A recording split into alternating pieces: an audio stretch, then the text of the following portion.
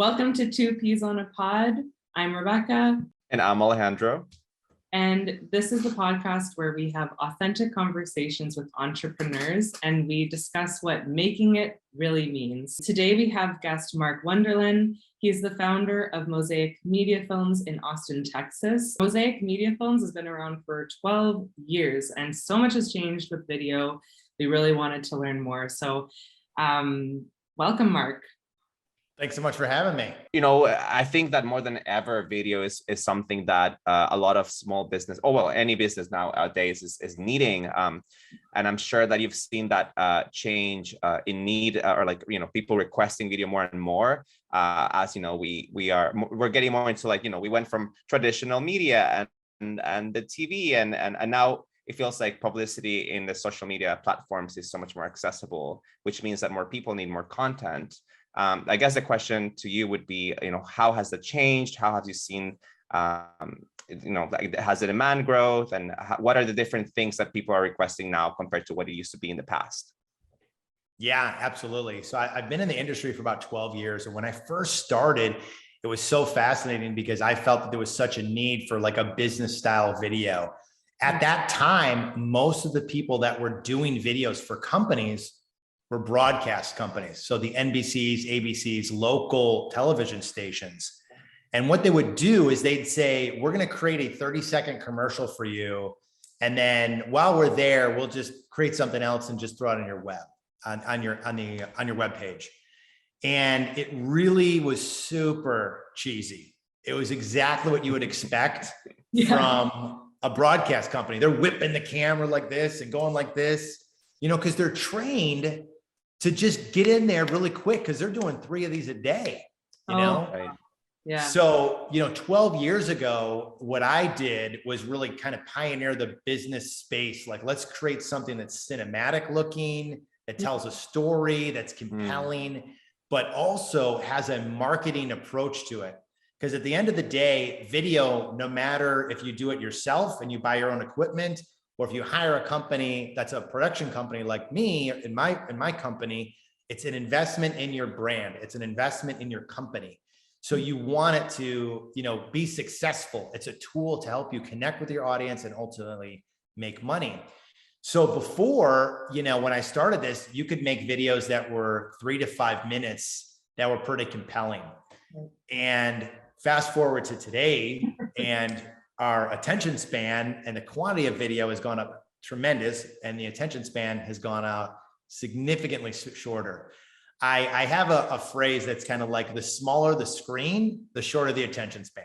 Right? So if you're going to watch a movie, you could sit there for 2 hours. Television, you could watch a show. Once it's on your phone, if it's past 15 seconds, it's like you lost them. Yeah. So that's been the dramatic shift that's happened, particularly now where you have social media, which is a massive form of communication for short form video content, whether it's TikTok, Facebook, Instagram. Typically 15 seconds is the sweet spot. 10 seconds is the average view time. And surprisingly, 84% of people on social media platforms are not even listening to sound. So you have to caption all of your videos, which is super important. Right. And, it makes me think of, it's not just the amount of time, like 15 seconds, right? It's also like the turnover, I feel, has gotten to be so extreme. Something can go viral, of course, but it'll go viral for like a week and then we're on to the next, like at most a week, right? So, I mean, these older videos in the past, they would be reused for like maybe years. I don't know. What's your experience with that? Yeah, absolutely. When I think of viral videos, one agency that really comes to mind is like pretty much a giant in the industry. They're called the Harmon Brothers. Oh, and we they love created they're super funny ones. like the Squatty Potty, right? Yes. Squatty Potty, yes. Yeah. They really carved out a very unique product, unique niche, specifically focused on longer form, funny videos. And they kind of created that mold. So they're, did Squatty Potty, they did Poopery, and a slew of other companies that they've really built their whole brand around. But with them, they have a very unique approach where it's a funny video. Sometimes they're shorter and they're testing them as pre-roll videos. And that will go to a longer form hero ad that is about 5 minutes, that do all the things that you need as far as education and entertainment to make a buying decision on that product. And they've completely transformed brands with that style. Yeah, that's so true. That was such a big, yeah, that was, had so many viral hits. So there's obviously something that's working in that regard. Are you, are you setting up your clients' ads in more of that way, where it's a longer video at the end and shorter videos within? That's definitely what we've been seeing works for ads. Yeah, absolutely. So there's a couple things with that kind of scenario. So the first one is, a lot of it depends on your market, right? So whether it's the content that you put in there, like we can't get too technical if we're talking to a consumer, but if your product is very technical and the video is geared towards engineers, you can be a little more technical, right? So that's the content in it, but also the duration can go up or down based on where they're going to be watching the video, right? So if it's a social media video, chances are you're going to need to make it shorter because of the platform that it's being on. But if the video is going to be shown at a conference and you have a captivated audience, you could make it a little longer because they're not going to go anywhere, right? Right. And just to reference the Harmon Brothers as well, is some of their videos are really long. So if you have entertaining content or educational content or content that resonates with your audience, it doesn't necessarily always have to be short. It's always about who's the audience. So understanding your audience is fundamentally one of the most important things that you can kind of dictate how long it needs to be. Yeah. But to kind of answer your question more directly, one of the things that we found to be most effective is starting off with shorter videos on the marketing platform where you're trying to just kind of capture or hook their attention, and then sending to the longer form.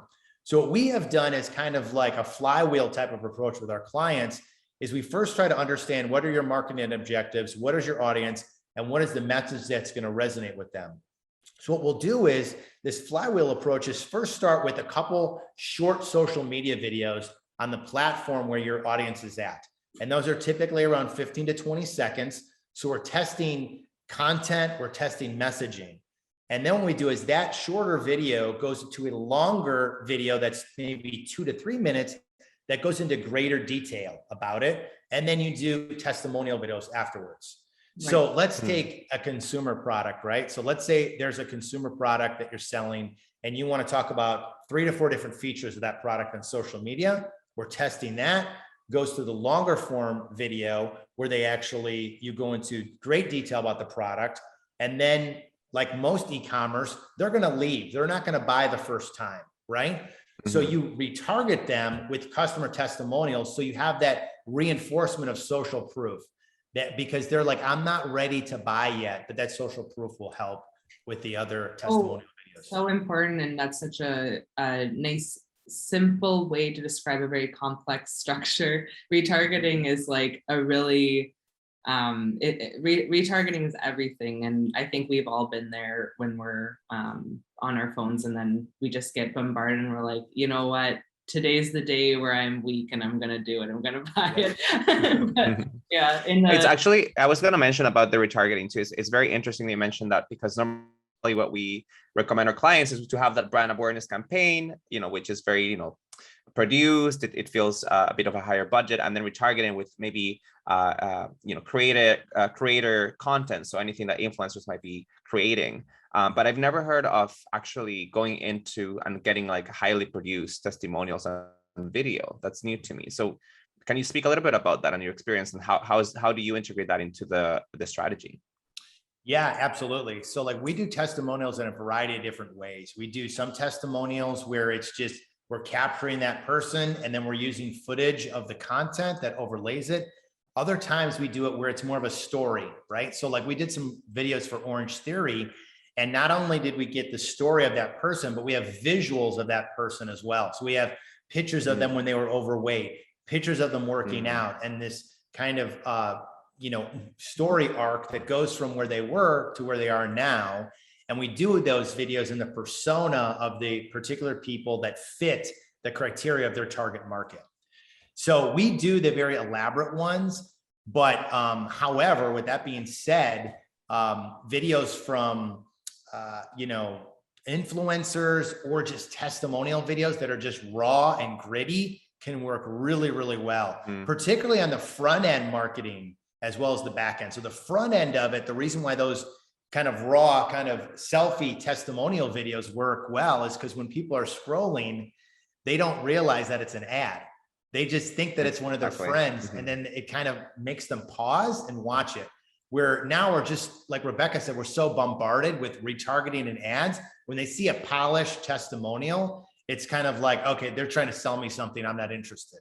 Right. And that can be a negative factor that can happen. So yeah, that's so interesting that and that seems like something in the last 2 years we've seen. We've really gone from polished social media feeds, polished everything, the big cars, the whatever, to more of an authentic and raw feel, more relatable, I guess, perhaps.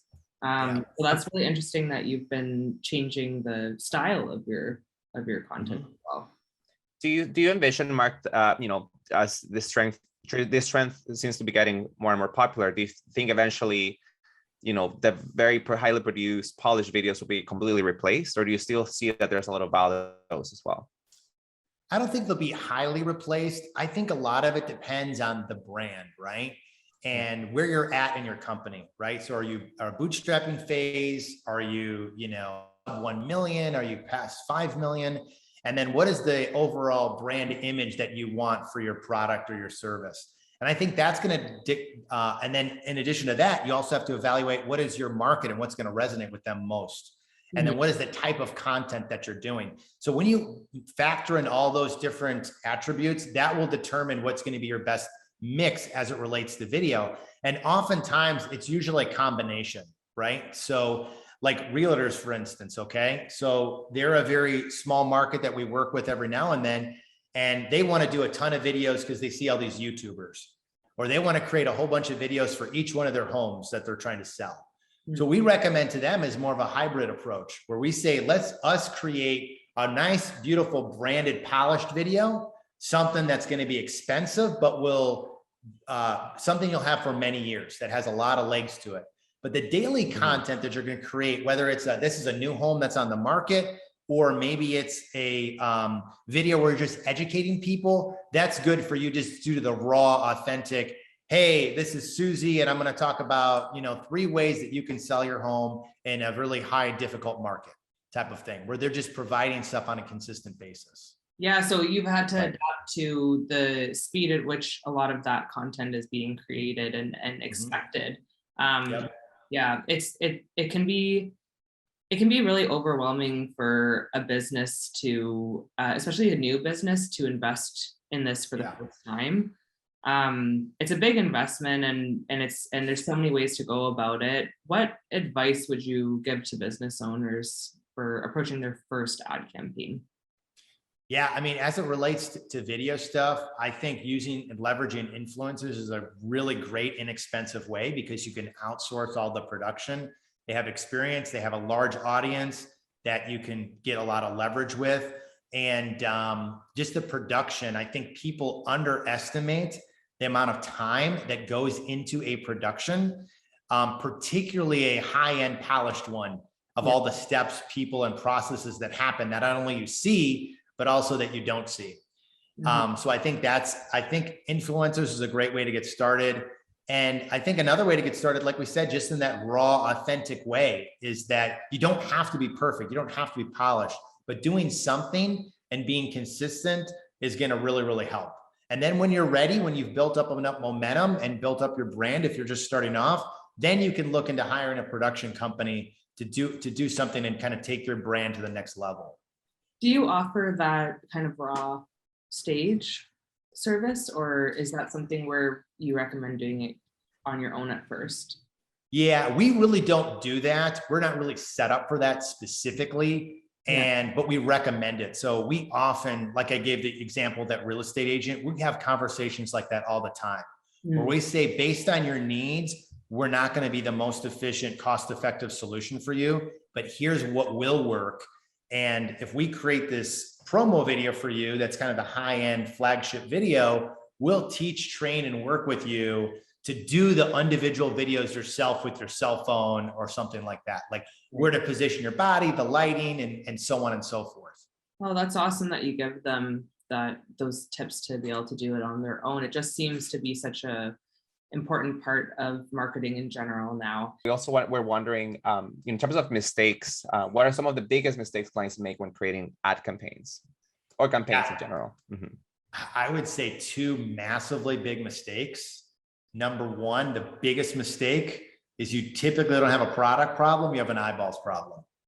The biggest problem we see with people is they're not driving enough traffic to the content they've spent all the time creating, right? So that's the biggest thing they have an issue with. So what happens oftentimes is we'll have clients, we'll create a video or they'll do something on themselves, they'll post it, they'll put it up, and they'll just be like, okay, where's the money? Let's the phone ring. And it's just like, your video is fine, your video is great, but you need to get more traffic, and people don't realize how many eyeballs you need to have in order to get conversion. I mean, a good e-commerce conversion is considered 3%.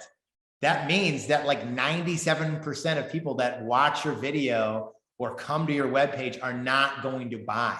Now, granted, when you have a video, your conversion increases very high in contrast to just having text and photos, but still you need that traffic. So I would say number one, you have to get eyeballs on the video. Number so you mean, two, I was going to say, so the solution in that regard would be like get ad spend behind your ad campaigns. Yes. Is that what you're trying to say? Yeah. You need to get ad spend. I mean, you can get eyeballs in typically two different ways. You either do it, well, really three different ways, right? So you can get it through buying traffic, through ad spend. You can get it through virality by just luck of the draw of people sharing it because it's a shareable piece of content, like the Harmon Brothers funny videos, or you can get it through natural, organic, grassroots type of approach. So it comes down to the same thing, right? You got time or you got money, right? So ad spend is like, I think about like turning on a faucet. Like you turn that faucet on, you're going to get people to see it. Where the organic thing, you can do it. It's just going to take time to build up that audience of people. There's also that like pseudo organic, which is like paying influencers to post about it. Yeah. Same things, right? It's money, right? So that's your eyeballs. Right. And that's a good way too. Well, okay. So that's the first thing is people severely underestimate how much, how important getting ad spend going so that you're just maximizing the amount of eyes on your product is the first. Yeah. Okay. Yeah. Exactly. That's number one. The second one that I would say is really testing. People underestimate testing and how important that is and see what resonates with them. So if they have a consumer product and there's 3 core features to that product, you need to create a little micro social media video on each one of those features and see which one is working. Do, 3 small ones, do 1 long one, do a testimonial, do a sizzle one that's just a highlight, do a side-by-side comparison, do a user-generated one, do an influencer one, and see what works. Not only variety and content, but also headlines, right? We talk about like in marketing a lot, like clickbaity headlines, right? They sound really clickbaity, but it's what's going to grab people's attention because a social media ad is an interruption, right? It's interrupting them based on the content that they've already said I want to look at and the people that they said they want to talk to. So you have to think of what is that hook? What is that interrupt that's going to resonate with them? And then you have to look at the data. And then once you find something, then you just add more fuel to the fire, right? So testimonials seem to be resonating. How can we do more testimonials? Yeah. Right. And then you send them to the longer form video. Very cool. Yeah. And I think different audiences is a huge testing point because people assume, at least we find, they assume their target demographic before they really know it. Which is super important. I mean, you can guess and you can aim your target somewhere, but for example, there was one of our friends owns this company called Leze the Label, and it's a like comfortable women's wear for that's made out of recycled plastic. So they thought, targeting the modern woman who is interested in sustainability would be their target demographic. But then after a while, they found that plus size women were loving their product, and that's what they were just selling out of again and again. And so they niched even further because of that market testing. And you hear, all of us have experienced this over time of who is resonating with their messaging. And it's such a powerful thing once you start to know based on real data versus just an assumption or a hunch. Right? Yeah. Super cool. Exactly. One of my clients is a fantastic marketer, and he said something super profound to me like 8 years ago. He said, "Pros don't guess, they test." I love that. Yeah. Very cool. Oh, well, I mean, I think we learned so much today from you.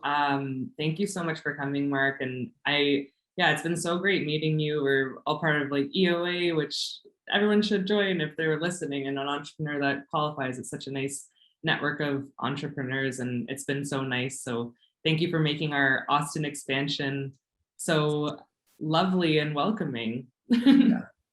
Yeah, absolutely. Well, thanks a ton for having me. Hopefully this has been, valuable to your viewers, and you guys keep cranking, doing the great stuff that you're doing here.